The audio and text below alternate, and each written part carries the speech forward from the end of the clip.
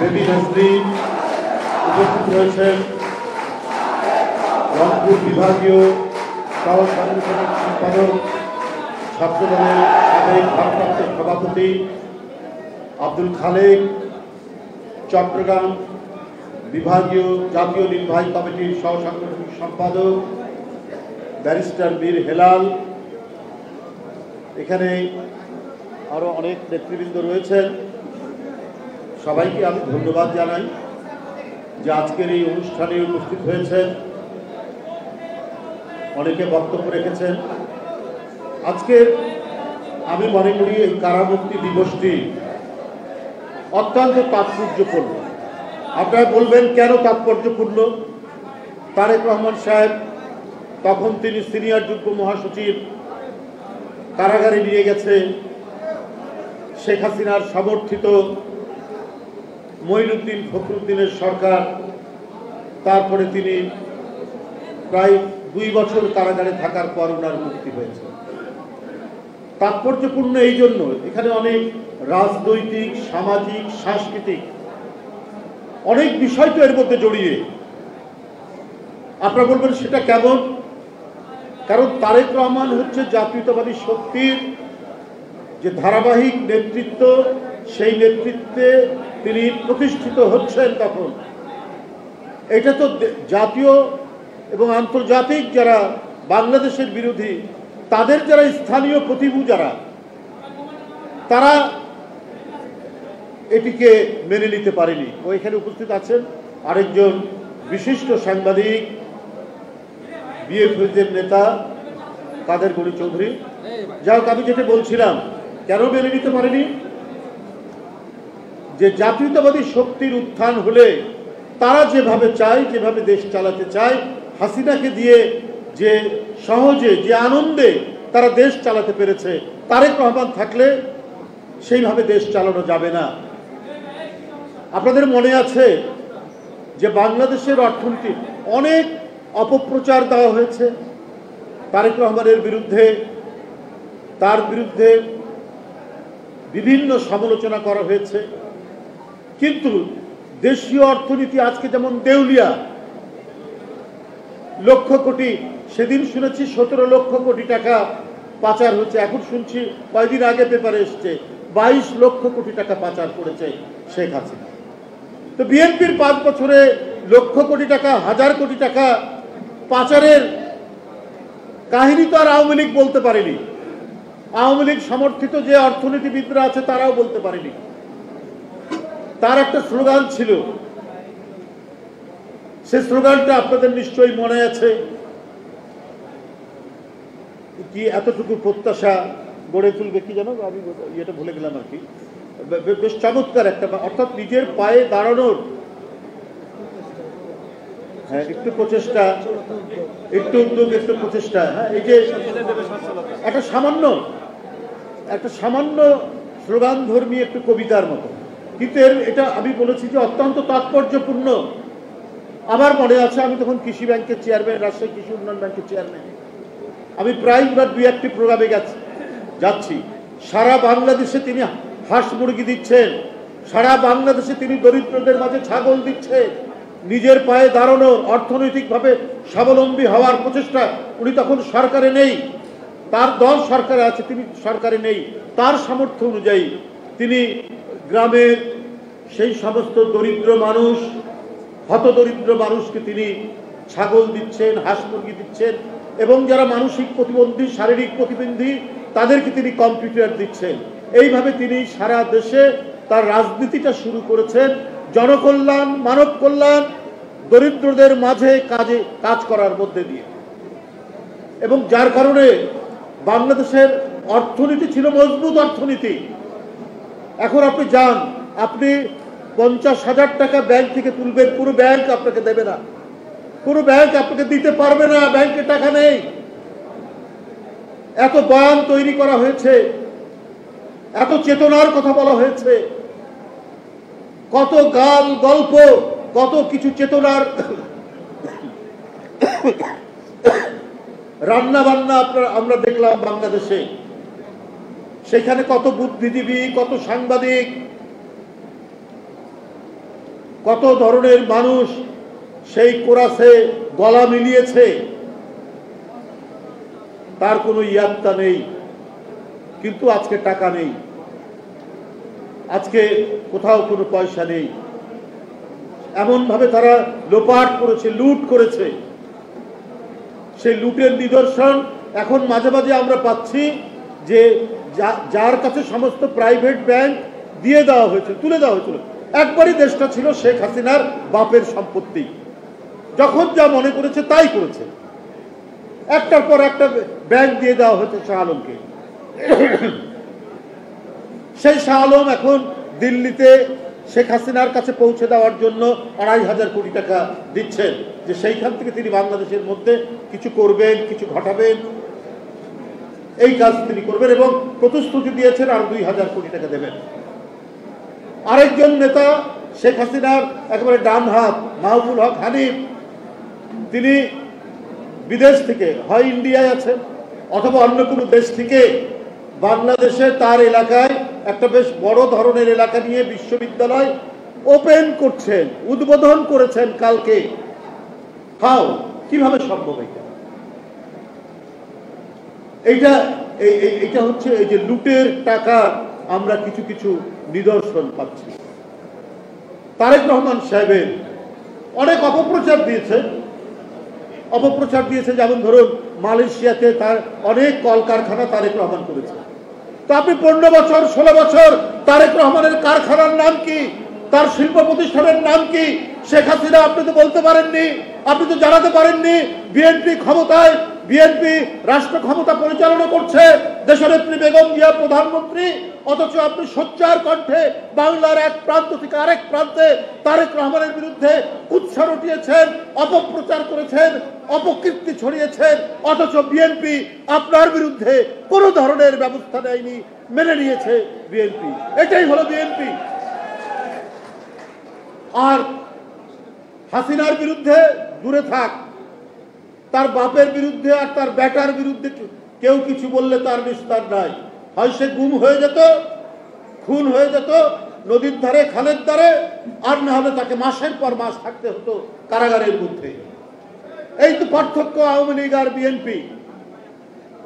বন্ধুরা আমার, আমি দেখছিলাম জাতীয় পার্টি মহাসচিব বলছেন, কি শামীম পাটোয়ারি নাকি নাম, উনি বলছেন যে বিএনপির এখন জাতীয় পার্টির দায় নিতে হবে বিএনপিকে। ভাই, বিএনপি তো রাষ্ট্র ক্ষমতায় নেই, এখনো তো অবাধ সুষ্ঠু নির্বাচন হয়নি, আপনি কিসের দায়ের কথা বলছেন? সেখানে আপনার নুরুল হক নুরু, ডাকসুর সাবেক ভিপির একটি অফিস, সেই কার্যালয়ের মধ্যে তাকে আক্রমণ করা হলো, আক্রান্ত করা হলো। আমরা প্রথমে শুনেছিলাম জাতীয় পার্টির সাথে গোলমাল, কিন্তু পরে তাকে যে আঘাত করছে সেই কি লাল শার্টটা, হলুদ শার্ট পরা লোকটা, সেটা কে? যে কেউ যে কারো বিরুদ্ধে কথা বলতে পারে, এটা গণতন্ত্রের স্বীকৃত একটা পন্থা।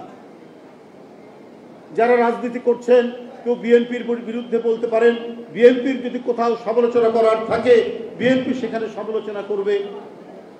তো আপনি আবার দায়িত্ব নেওয়ার কথা বলছেন কেন? বিএনপি জাতীয় পার্টির দায়িত্ব নেবে? আপনারা কারা?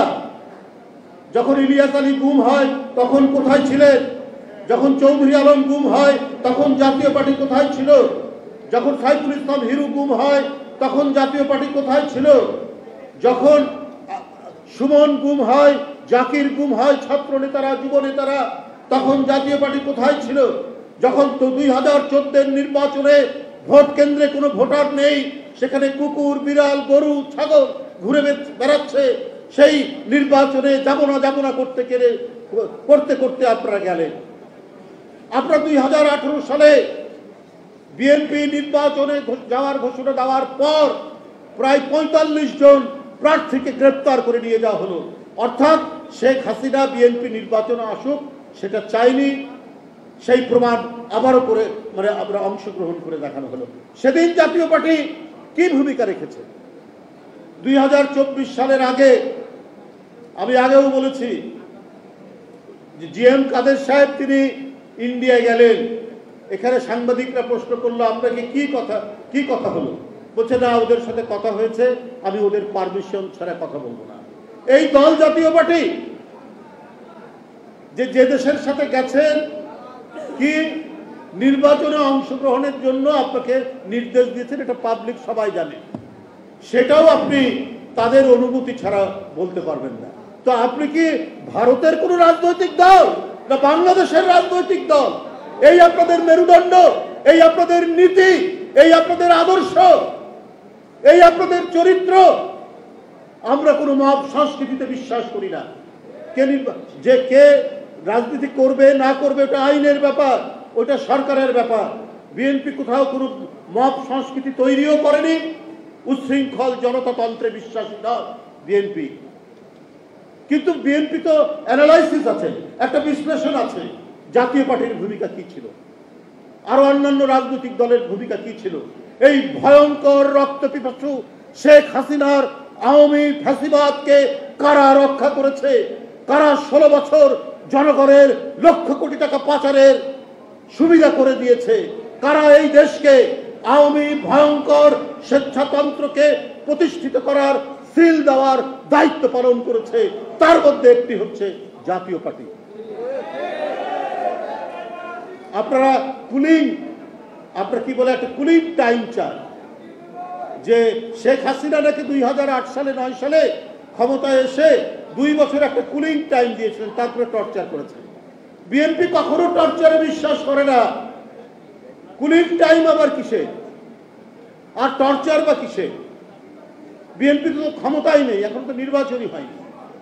বিএনপি কখনো কোনোভাবে কোনো অবস্থাতেই বেআইনি কোনো ধরনের অত্যাচার, নির্যাতন, নিপীড়ন এটাতে বিশ্বাসী নয়। কারণ নিজেরা আমাদের জীবন দিয়ে আমরা প্রত্যেকে ভুক্তভোগী। প্রত্যেকে যারা বসে আছেন বা সামনে বসে আছেন, সর্বনিম্ন 50টা সর্বোচ্চ 500টা মামলায় আমরা প্রত্যেকেই আক্রান্ত। তো আমরা নিজেরা যেখানে আক্রান্ত, আমরা অন্য কেউ অত্যাচারিত হোক, অন্য কেউ লাঞ্ছিত হোক, নির্যাতিত হোক, সেটা আমরা চাই না। কিন্তু যারা ফ্যাসিবাদকে সমর্থন দিয়ে তাদের বয়ানের সাথে গলায় সুর মিলিয়ে যারা কাজ করেছে, তাদের তো বন্ধুরা আমার আইনের আওতায় অবশ্যই তাদের বিচার জনগণ দেখতে চায়, অবশ্যই তাদের বিচার জনগণ দেখতে চায়। আজকে একটা ফেসবুকে বিভিন্ন গণমাধ্যমে দেখা যায় যে এদেশে সৎভাবে সত্য কথা বলে বেঁচে থাকা দায়। লিখছেন একজন সাংবাদিক, যার সম্পর্কে কয়েকদিন আগে তার আত্মহত্যার কথা আমরা শুনেছি, তার লাশ পাওয়া গেছে মেঘনা নদী থেকে, বিবিরঞ্জন সরকার। তার যে লেখা, তিনি মৃত্যুর আগে যে খোলা চিঠি দিয়েছেন, ওটা সুসাইড নোটের মতো অনেকে মনে করছেন, সেখানে লেখা আছে। কিন্তু আমার বক্তব্য হচ্ছে একটাই, যে জার্নালিজম আর অ্যাক্টিভিজম তো অনেকেই এক করে রেখেছিলেন। যে আমাদের এখন বলা হচ্ছে যে সত্য কথা বলা খুব দায় এই সমাজে, কিন্তু এটা কখন? যারা এই কথাটি বলেছেন, যিনি বলছেন, আমরা জানি না, তার কেউ বলছেন এটা একটা সিস্টেমেটিক মার্ডার, কেউ বলছেন আত্মহত্যা, সেটা সরকার এবং তার গোয়েন্দা সংস্থা এবং যারা এটার সাথে তদন্তের সাথে জড়িত তারা বলবে। কিন্তু তিনিও তো ওই সরকারেরই আস্থাভাজন একজন মানুষ। সেই সরকার যে আপনার বয়ান তৈরি করেছে, চেতনার নামে, নানা কিছুর নামে গণতন্ত্র ধ্বংস করেছে, নির্বাচন ধ্বংস করেছে, সংবাদপত্রের স্বাধীনতা ধ্বংস করেছে। সত্য কথা যদি বলেছে কেউ, হয় তার মৃত্যু হয়েছে, হত্যাকাণ্ডের শিকার হয়েছে, নইলে কারাগারে থাকতে হয়েছে। বিশেষ করে সত্যবাদী সাংবাদিকরা, তারা কেউ নিস্তার পায়নি শেখ হাসিনার করাল গ্রাস থেকে। সেই দিন যারা আওয়ামী লীগের দাসত্ব করেছেন, সেই সমস্ত সাংবাদিকরা, সেই দিন যারা মাথা নিচু করে শেখ হাসিনার অবিচার অত্যাচারকে যারা সেদিন সমর্থন করেছেন, তারা যদি আজকে বড় বড় কথা বলেন, এইটা তো অত্যন্ত দুর্ভাগ্যজনক। সেই কথাগুলো আজকে এইভাবে আসছে কেন? এখন তো অনেকেই মুক্তভাবে কথা বলছে। কই 15ই আগস্টে আওয়ামী লীগের নেতার পিতার নামে তো অনেকেই বন্দনা করলেন। আমরা তো কোনো কথা বলিনি, আমরা তো গিয়ে কোনো মব সংস্কৃতি তৈরি করিনি। অথচ এই 1 সেপ্টেম্বরে অনেক সংবাদপত্র প্রয়াত জিয়াউর রহমান লিখেছেন, এটাও কিন্তু আমরা দেখেছি। আমরা সমালোচনা করছি, আমরা কিছু বলবো না, কিন্তু আমাদের মনে কোটি কোটি জাতীয়তাবাদী শক্তির মনে ওই সংবাদপত্রগুলো এত বেদনা, এত দুঃখ দিয়েছেন, এটা কিন্তু আমরা ভুলবো না। যে ব্যক্তিটি স্বাধীনতার ঘোষণা দিলেন, যে ব্যক্তিটি শেখ মুজিবের গণতন্ত্র হত্যা করার জায়গা থেকে গণতন্ত্রের মুক্তি দিলেন, বহুদলীয় গণতন্ত্র, তাকে জাতীয় আন্তর্জাতিক চক্রান্তে যাকে শহীদ করা হলো, তার নামের আগে দিচ্ছেন প্রয়াত জিয়াউর রহমান। শহীদ কথাটাও লাগেন না, স্বাধীনতার ঘোষক কথাটাও লাগেন না। আমি সেই সমস্ত গণমাধ্যমকে বলবো, আপনি কি শেখ হাসিনার আমলে বঙ্গবন্ধু ছাড়া শেখ মুজিবের কোনো কথা বলতে পেরেছেন? যদি বলতেন, কারো অস্তিত্ব থাকতো না। জাতির পিতা ছাড়া কথা বলতে পেরেছেন? কথা বলতে পারেননি। বড় বড় একেবারে হেডলাইন দিয়ে আপনারা 15ই আগস্ট পালন করেছেন নিজেরা। আর জিয়াউর রহমানকে শহীদ বলতে, স্বাধীনতার ঘোষণা বলতে আজকে আপনাদের লাগে। তারপরেও আমরা দেখছি, আমরা গণতন্ত্রে অনেকের অনেক মত প্রকাশ করার স্বাধীনতা করতে পারে, কিন্তু আপনারা যে এদেশের সংখ্যাগরিষ্ঠ মানুষকে, এদেশের জনগোষ্ঠীর মনে যে আপনারা আঘাত দিচ্ছেন, সেই সমস্ত পত্রিকা গণমাধ্যমের সাংবাদিকদেরকে আমরা বলে রাখছি, এই আঘাত কিন্তু মানুষ ভুলে যাবে না। এই আঘাত তার মনের মধ্যেই রাখবে। এই ধরনের একজন শ্রেষ্ঠতম বীর মুক্তিযোদ্ধাকে আপনারা এইসব অভিধা দিয়ে আপনারা অপমানিত করছেন। তাকে আজকে হাসিনা নেই, আমরা এটা দেখছি, পড়ছি, কিন্তু আমরা এই বিচার আমরা জনগণের উপর ছেড়ে দিলাম। বন্ধুরা আমার, আজকে যার কারামুক্তি দিবস, তারেক রহমান, আমরা এখন দেশনায়কও লাগাই না, উনি নিষেধ করেছেন, কোনো বিশেষণ দিলেন না। আমি পার্থক্য দেখাচ্ছি, আগের আমল দেখুন, এখন দেখুন। আমরা আগে বলতাম, আমরা এখন বলি না। কেউ দেখেছেন এখানে কেউ বলেছেন? বলেনি, কারণ উনার নিষেধ আছে। আজকের যে রুমন যে অনুষ্ঠানটি করছে, এটা কোনো রাজনৈতিক সংগঠন নয়, হয়তো বিএনপি পন্থী ছেলে মেয়েরা আছে এটার সাথে।